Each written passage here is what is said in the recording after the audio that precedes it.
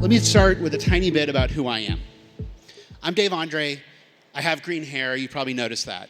I've been in the field of AI for more than 30 years.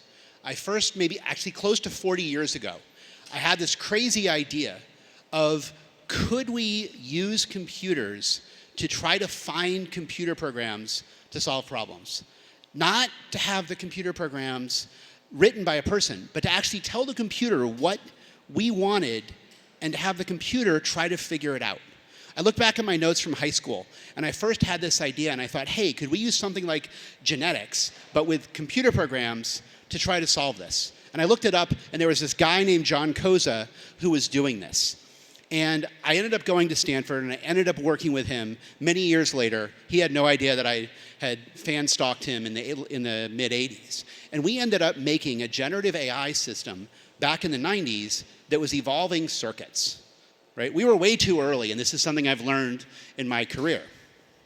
To flip to the other side of things, I'm also a green-haired freak who goes to Burning Man almost every year.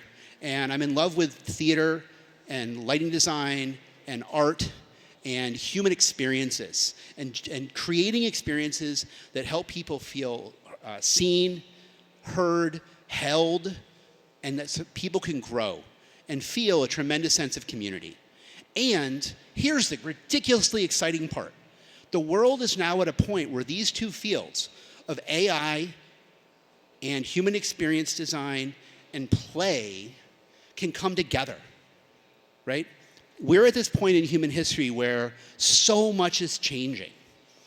I used to think that I wanted to be alive in the time frame back in the early part of the last century when everything about radiation was being figured out, when we were really starting to understand how fission could work, how fusion could be possible, how computation could be a thing. To imagine to be alive when von Neumann and Turing were first working on computation. Wow, that seemed really exciting. But I didn't know what was coming when I thought those things, right? This is much better, and I'm incredibly grateful to be where I am today. So I work at a place called X, the Moonshot Factory, formerly known as Google X, not to be confused with Twitter, thank you very much. And we work on moonshots. Moonshots are where we have a huge problem, one that's so big that if it were solved, hundreds of millions or billions of people would be affected. It has a radical solution that sounds like sci-fi or woo today. But then you have to have a breakthrough technology that actually enables that sci-fi solution or that woo idea to actually work in practice and to be repeatable. And one of the things I'm incredibly excited about from this event is all of the evidence that is slowly accumulating that all of these things that we thought were woo-woo or mystical or just spiritual somehow, they actually have incredible empirical backing, and we're starting to understand how some of them work. Kudos to my colleagues Raya and Bill for pushing me and X to do the adjacent possible, because it is causing people at the Moonshot Factory to broaden their horizons, widen the scope of their ambitions, and go after bigger and more complicated things. I'll skip that. So X has this funny thing on the way into the building that we have to walk across every single day. Right? And this was put there by our CEO, Astra Teller. And, it says, don't cross this line ever, right? So he put that there because when he started X, the people who were working there, most of them came from Google. And most of them tried to use Google-style rules to solve these super ambitious problems. And it didn't work. The old playbooks had to be reinvented. And so he painted this on the floor one day, and guess what? Maintenance painted over it that night. He had to go back out there and do it again and do it more efficiently. But it sits there today, and if you visit, you'll see this line there. But it embodies an incredibly important idea. You're probably going to have to break some rules to make a moonshot. We look at a ton of things, hundreds of things.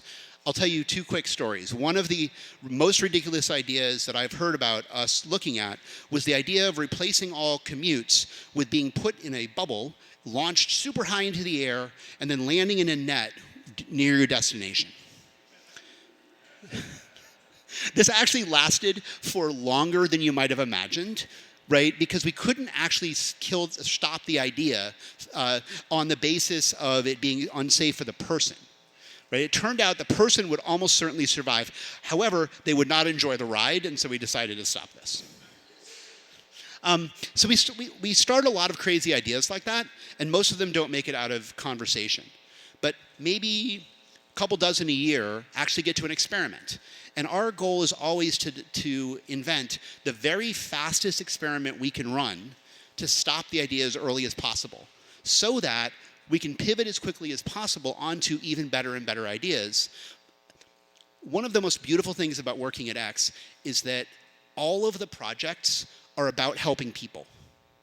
I spent more years than I want to recount working at a hedge fund, which was super interesting, and I learned a ton, learned how to be a CEO, et cetera. However, at the best days, I was making some rich people richer, and the worst days, I was making some rich people poorer. And I missed working at a company where the purpose was truly helping people. And so I'm glad to be back doing that. Some of these ideas will make it further, and X has had a bunch of successful things. Some of them fold back into Alphabet. Things like Waymo is part of Alphabet now. Intrinsic is industrial robotics. Loon was a fun project that was a little bit ahead of its time and then got stopped because there were other ways of doing communication that worked better. Wing is actually a drone company that's in operation across the South, working with Walmart to deliver goods. But many other things go back inside of Google. Google Brain started at X. All of the code that people use today to go from text to computer programs started at X. That was one of my first projects. Projects like Google Glass, which was obviously ahead of its time. To tie back into another theme of today, I want to say that I've learned to understand when I'm too early on something by feeling it in my body. I actually feel it kind of right over here. And when I'm too early, it kind of buzzes. It's like, this is a really, really good idea, Dave, but you're probably, and it buzzes more the earlier it is now. I'm like, wow, how did I learn to do that? Like, the human body is utterly incredible that it can pick these things out. One of the things that we're increasingly doing at X is we are taking our technology and sending it out into the world earlier. Google takes a minority investment, takes investment from outside, and it launches and becomes a venture-backed startup, right? And we now view our mission as mostly creating these things and sending them out into the world. Google funds the ambitious research that does 5 years of de-risking. And then there's a firm on the outside called Series X Capital that will at least has the first right of refusal on all of those spinouts. The two just launched recently, Chorus and Tara, and I had the privilege of working on both of those during my time at X. Chorus has the really cool tiny little sensor that you can put on any good, and so you can give every object in the world a voice, right? They're still learning what they can do with that. It's a new sensation, a new sensing system for businesses around the world. How that's going to make them more efficient, how that's going to make them use less carbon, how that's going to make people happier, those are all things still to be determined. So a few words on what I'm working on right now. I'm working on a project called Bellwether. Bellwether is a prediction engine for the planet and everything on it. We predict the natural disasters before they happen. We look at the mitigations that will prevent the worst harm from those natural disasters. And also we look at the aftermath of one of these and try to send the first responders to the right places to save the most people and protect the most property. It's a super fun project. It is using a lot of interesting kinds of AI. And there's going to be ways that it helps the environmental movements around the world as we go forward. Circularity is turning the world's waste into our most valuable resource. This is a super fun project on working with plastics. And Tapestry is making the world's electric grid visible, more efficient, and able to bring on more alternative energy sources to pollute less. So that's the X pitch. I give that all the time. And it's fun. There's really cool things going on there. But I want to think of a few things about where we are and some of the things we've been talking about today. And this is in response to some of the amazing talks I heard. First, I think we're at a pivot point. I mentioned the idea of gaming and play earlier, and some of that was inspired by my friend Joseph Perla's post on Medium about how as AI is ascendant and humans are working less, what are we going to do? What are we going to do to replace our sense of purpose, our sense of community, and our sense of mastery that we get from our careers today? How are we going to replace that? His suggestion is it's going to be a lot more about gamification and play. Okay, so I hear all the time that we're almost at AGI. Like AI is intelligent. If you played with ChatGPT, it certainly seems smart. However, I want to let you in on a little secret. I don't think it's intelligent yet. I think that all of the AIs we have today, they are still what I call the mirror of Eknegaletni, which is a little bit of an allusion to a work I'm not going to mention the name of, but you can probably figure it out. It's about wizards and a school in England. But it's obviously intelligence backwards. The intelligence is what you see in it. When you go to Gemini and you ask it to make you an image, and it's not right, you ask it again. You tell it what to fix. You bang on it a bunch. If you talk to Amy, that's her process, right? She looks at a lot of different images and she picks out the one she wants. She puts the prompt in to cause it to be the thing that she wants. When you ask AI to solve a really hard problem in science or in mathematics, yes, it's solving it, and I find that utterly amazing. I'm super impressed by it. But it's a dance. It's a dance that's taking place between the people who wrote it and the people who are asking the questions. Right? So I mentioned the idea of the invention machine. Essentially, I didn't use that word, with generative AI when I described my early history. And this is actually one of the things I'm absolutely the most excited about what AI can do for people.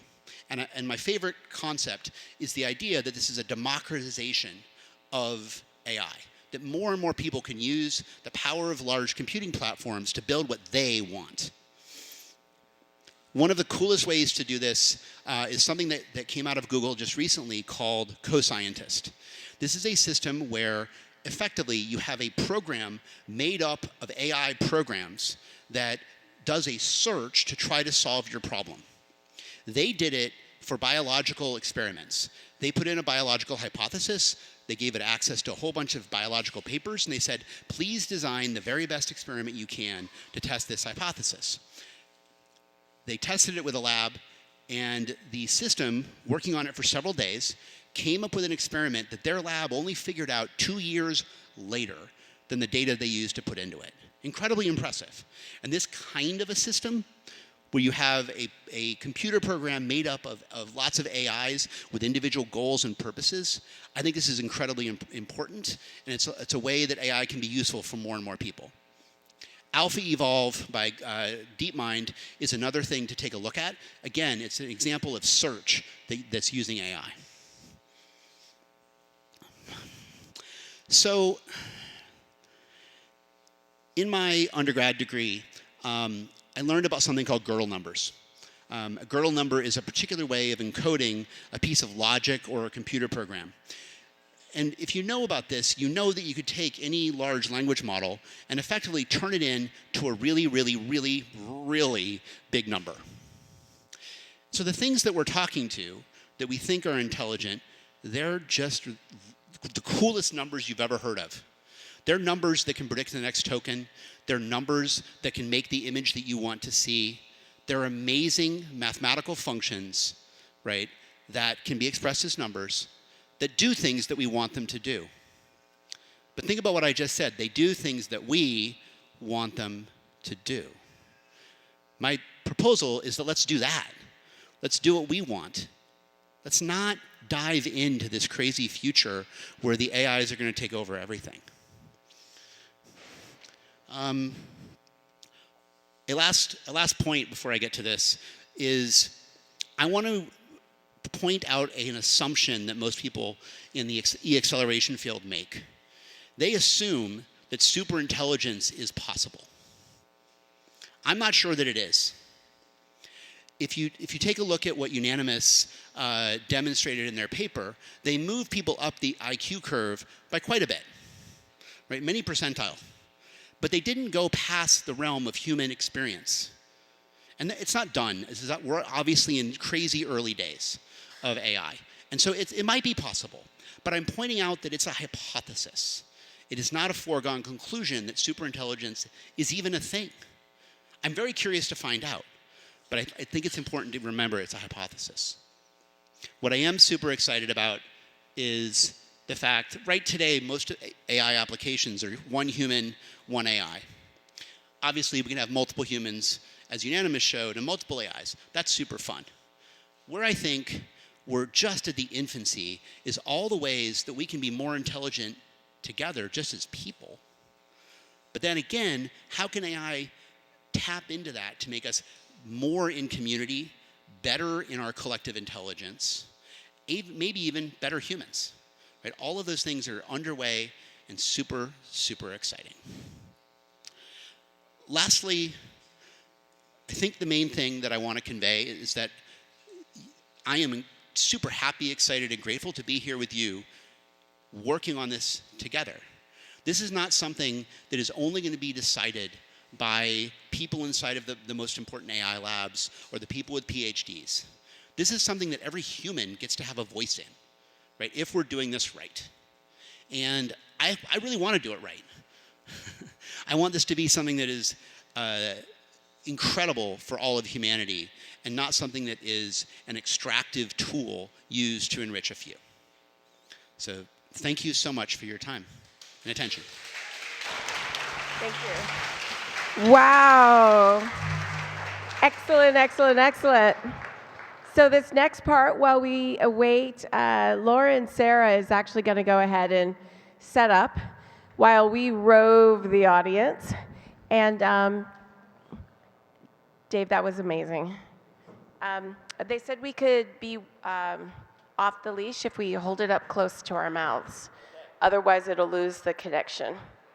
Is he live also? Okay, great. So what we wanted to do now, before we do our integration, is that you've been here all week, and you've heard a lot of different talks, and then you just heard this framing. I want to know either a takeaway or something you're going to do or a moonshot that you have for us, for humans. So who would like to add something? I'm like, well, you guys, you know I'm a little bit like a mom, so I'll call on you. Bonnie, come on up. And 30, 40 seconds. I think it's so beautiful to be here. It's felt like a vortex, and it can be overwhelming at times. Everyone has said the energy is very intense, and so the invitation is to ground here and now. And what's your moonshot? Raising $100 million Dharma Fund, Impact Investment Fund, to support Bhutan and other sandboxes where we can bring some of these things into reality. Fantastic. And so it is.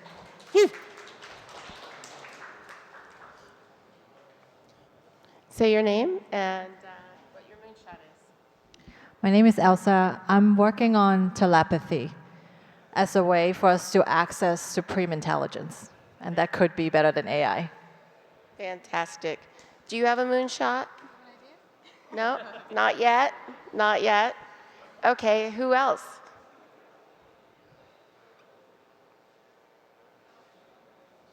All right. Come over, say your name.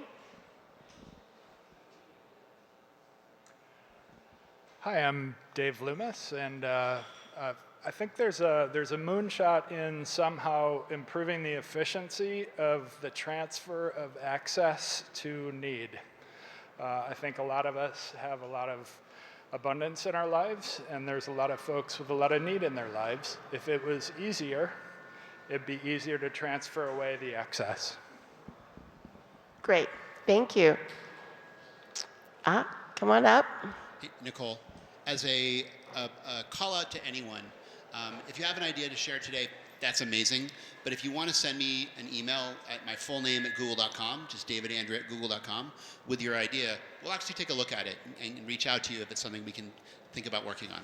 Ooh, wow, okay, celebrate that. Wow.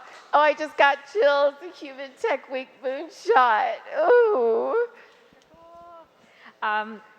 Basically matching people. Oh, my name is Jilika Kumar, and looking at people's neurotype and matching them with their purpose based on studies with neurodivergence, so people with ADHD, autism, dyslexia, like figuring out how they can be matched, and then everyone can find their purpose in the new future reality we're building together. Excellent, excellent, excellent, excellent. Any more? Any more? Stand up, say your name and your moonshot. Hi, Victor Ali Benazir, and the Moonshot is to create a worldwide social network that's hyper-local and based on in-person meetings and the science of happiness. So people build community, actually make friends, and support one another. I like that. I would sign up for that. I would sign up for that. So we have time for Robbie Barney. Do you have one you want to share? Sure. Basically, AI supporting collective intelligence and decision intelligence engine that basically helps groups of teams frame their decisions, assemble all available information, and help them to make decisions that maximize, collective utility. Excellent, excellent. Wayne, do you have one for me? Okay. Hey, my name is Altai, like Altai my shoe. I think values are the dark matter of everything, basically, and I think we need to shine a light on them, create a library of values, create a map of values, and give us tools to figure out what our values are individually and collectively. And I think that will level us up as a society. Yeah. It's like alignment with what, right? It helps with that. My name is Eddie. The moonshot that I'm most excited about is how do we visualize and measure the human biofield so we can finally grow an understanding of how our human biofield affects our physical body and how we can use it for better wellness, better health. Excellent, excellent. So we have a couple more. Come on in. Say your name and your moonshot and hold it up. It keeps it from having feedback. My name is Metal, and I believe that the singularity is actually the evolution of the human singularity with technology as our connective tissue. So if we understand human physiology and biophysiology, we can use those principles to grow with AI as a part of the entire species body. So Okay. developing technology to try to do that. Great, total understanding. Moonshot, stand up, say your name, say your moonshot. Hi, I'm Leona, and my moonshot is to end the cycle of use and waste and using AI to create systems where things that we use and no longer need are easily dispersed through our communities in these super seamless systems, so we don't all have to buy one of everything and then it ends up in a landfill. So creating systems that recycle for us. And honey, do you have one? Is that why you came up? Well, if you come up with one, you still have it. Hi, my name is Leaf, and I would like to start a global open source cult. And if you don't get the joke, the open source cult turns a cult on its head. We are all at the center. We're all at the top. And this open source cult is called the Hum because of humor, not taking ourselves too seriously, humility, being able to laugh at ourselves, humanness, and connecting to the humus of the earth. So that core hum, that core vibration that connects us all together. You are now all cult members with me if you choose to be. I did not start this. We did. We, all the way home. Just go like this, 3 fingers. This is the W. And when you see each other, go W-E. We, all the way home. Thank you. Fantastic. We did it. Thank Moonshot. You. Name Moonshot. Boom. My name's Andy Swindler, and I believe AI has the power to solve the atomic unit of conflict within ourselves and then within each other, and then that can radiate out to realize peace everywhere. Great. Okay, any more moonshots? So this is a moonshot. It's a specific thing that you want to create, that is on a moonshot level. Okay. Hey, Ed. Aw, it's so good to see you. By the way, for any of you who haven't been here before, this thing's a family reunion. Yeah, Moonshot. Well, technology accelerating on an exponential curve. We need an exponential increase in wisdom to go with it. Looking at elevating consciousness on a mass scale through various technologies, immersive technologies, like what Laura's doing in the domes. So we're domes going up on Pier 70 here in town, Fort Lauderdale, all over arts and entertainment. There's lots of domes in planetariums and science centers too. So. Wonderful, wonderful. Jason. Hey. Moonshot, yeah. Moonshot. It is like a family reunion. It is. Yeah, there's so many things that connect up with each other, and my particular spin on it is implementing Buddhism as an AI game, and that's like a way we can reach a lot of people. So. Nice, nice. Naoko-san, Moonshot.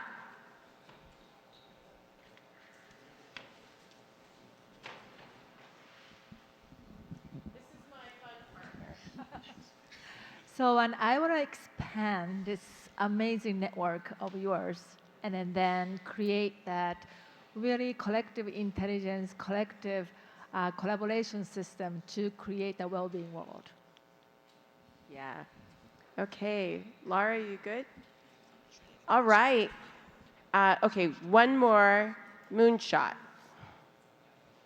Name moonshot. Having our day-to-day technology bioresponsive to our physiology, to our heart, to our minds, to our nervous system.